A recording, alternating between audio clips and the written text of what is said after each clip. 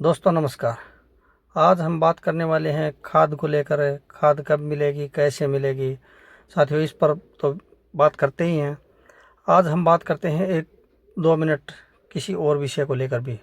अगर कोई आपसे अचानक पूछ ले, जीना है तो गेहूँ छोड़ सकते हो क्या? पहली बार सुनने में यह बात अजीब लगती है, क्योंकि भारत में तो सुबह शाम ज़्यादातर घरों में गेहूँ की रोटी ही खाई जाती है। साथियों, अमेरिका के हृदय रोग विशेषज्ञ डॉक्टर विलियम डेविस ने अपनी किताब व्हीट वैली यानी गेहूं की तोंद में एक बड़ी बात कही है। साथियों, हम बात करें अपने भारतवर्ष की, तो साथियों सबसे पहले लगभग 1975 से 1980 तक बेजड़ अनाज या यूं कहें मिक्स अनाज या जौ की रोटी का प्रचलन आम घरों में था। साथियों, ऐसा बुजुर्गों से सुनने में आया है। गेहूं की रोटी तो तभी बनती थी जब कोई मेहमान घर पे आता था।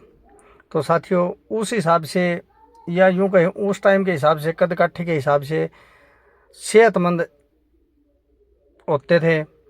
अब उस किताब के अंश के हिसाब से, व्हीट वैली के हिसाब से बात करें या अपने डॉक्टरों की रिपोर्ट माने, तो साथियों सबसे बड़ा और रोचक या यूं कहें एक चौंकाने वाला आंकड़ा सामने आया है। साथियों आज की बात करें तो 77% भारतीय ओवरवेट हैं और इतने ही प्रतिशत भारतीय कुपोषित भी हैं। साथियों 30 की उम्र के लगभग हर दूसरा भारतीय अपनी तोंद घटाना चाहता है।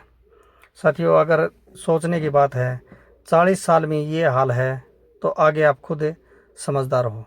खैर, उन्होंने लिखा है कि आज का आधुनिक गेहूँ पहले के गेहूँ जैसा नहीं रहा।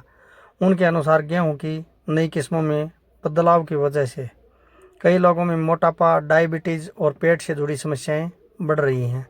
इस वजह से कई देशों में लोग धीरे धीरे गेहूँ कम करके दूसरे अनाजों की तरफ लौट रहे हैं।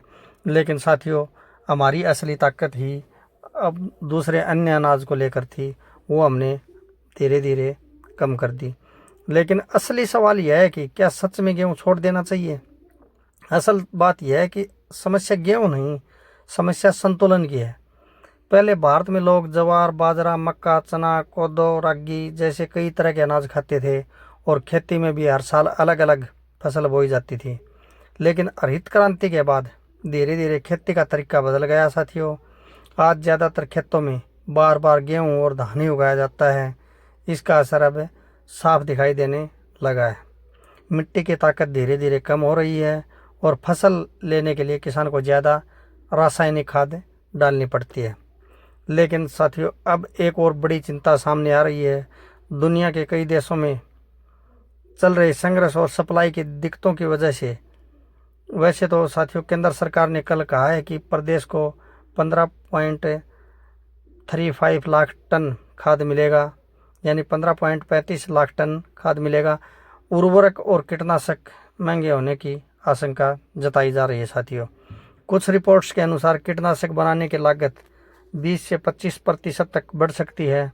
अगर ऐसा हुआ तो सीधा असर किसान की आय पर, क्योंकि किसान पहले ही बीज, डीजल, मजदूरी और सिंचाई के खर्च से परेशान है। अगर खाद महंगी हो जाए या समय पर न मिले तो खेती करना और मुश्किल हो जाएगा। साथियों इसी समस्या को देखते हुए अब सरकारें भी नई व्यवस्था ला रही हैं।